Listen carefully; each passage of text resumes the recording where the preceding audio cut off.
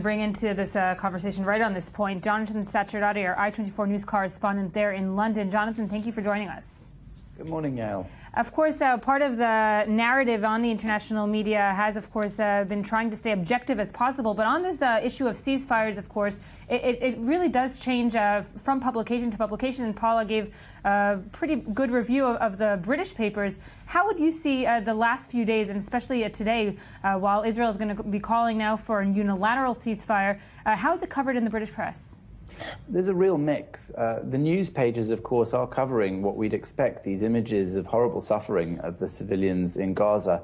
But then we have some of the opinion pages giving us a little more insight. And today's Times has a brilliant insight from Melanie Phillips, the columnist for that newspaper, who tells us that the public is not getting the real truth about Gaza, in her words. She says that innocent civilians will continue to die until the brutal manipulations of Hamas are exposed. And she goes on to detail some of the things that, of course, in the Israeli media and here on i24 News, we've been discussing at length over the course of the war. But in the UK, these things are less discussed.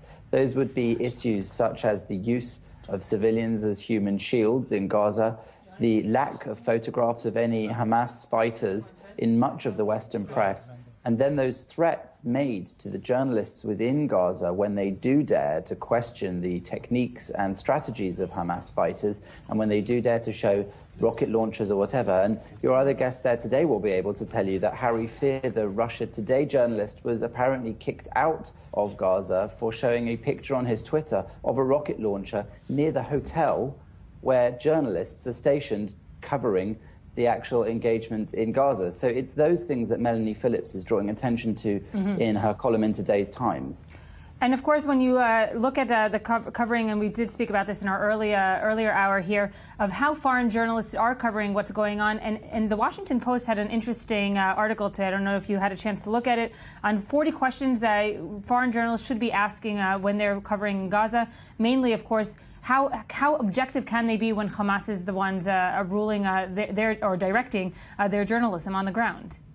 Indeed, that mention in the Washington Post was started, in fact, on a British blog called Harry's Place, a brilliant online repository of articles of that sort, and it was then reproduced in that paper. And those 40 questions have been shared many hundreds of thousands of times on Facebook, around 600 plus times on Twitter, I'm told, by the Washington Post author there. And those 40 questions are vital, but rather simple seeming questions to ask journalists who are covering Gaza at the moment. But they're not being asked very much of those journalists. And so Melanie Phillips here in the Times is perhaps asking some of them, and that is starting to spread now as we're entering a sort of later stage of the engagement. I think it's the case that people are asking why journalists aren't showing certain things from the Palestinian side, why we never see any Palestinian militants, when we do know that they must be fighting very fiercely with the Israeli soldiers who are dying in larger numbers than maybe some expected. So we know that these things are happening, but we're not seeing them in the reports here in the Western media,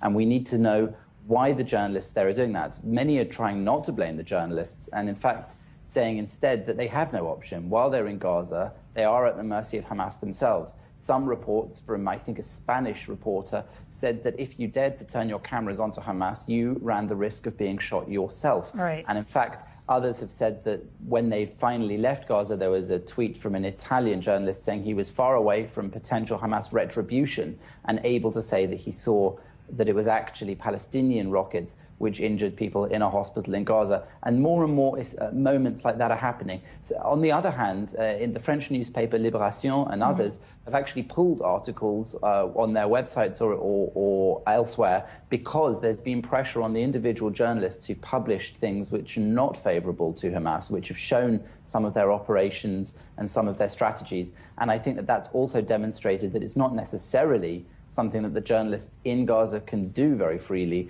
but it is the job of the editors back home to at least specify that they're not free to report properly, as they would in almost any other war zone. Right. And Jonathan, while you're here with us, we did speak, of course, earlier about yesterday's shelling of the UNRWA school and the way it has been condemned diplomatically by world leaders from around the world, maybe even unprecedentedly by the U.S. State Department yesterday. We've also heard reports in recent days from the British Parliament of Miliband criticizing very sharply the leadership of the UK for not saying enough.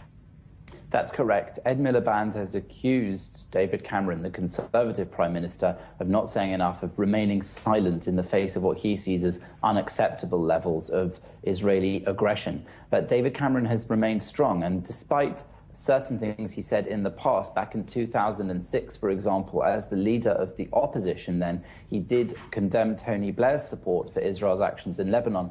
And then later in 2010, once he became prime minister himself, he did refer to Gaza as a prison camp. But since then, he has changed somewhat his outlook, and he stood up very firmly for Israel's right to be engaged in this military action, this time round protecting itself from the rocket fire and the terror tunnels. And that is what Ed Miliband is criticizing him for, because he feels that he's not saying enough to reflect what he sees as public opinion against Israel. Of course, David Cameron hit back with a statement from 10 Downing Street saying that he thought that Ed Miliband was playing politics over such an important issue, and that in fact, maybe he's hinting that Miliband is trying to attract certain voters ahead of the elections coming up, and he believes that taking this position himself is not supportive of Israel, and it's not what he's promised Jewish and Israeli groups in the past, but it is perhaps popular to certain parts of his constituencies that might vote for him in the future elections.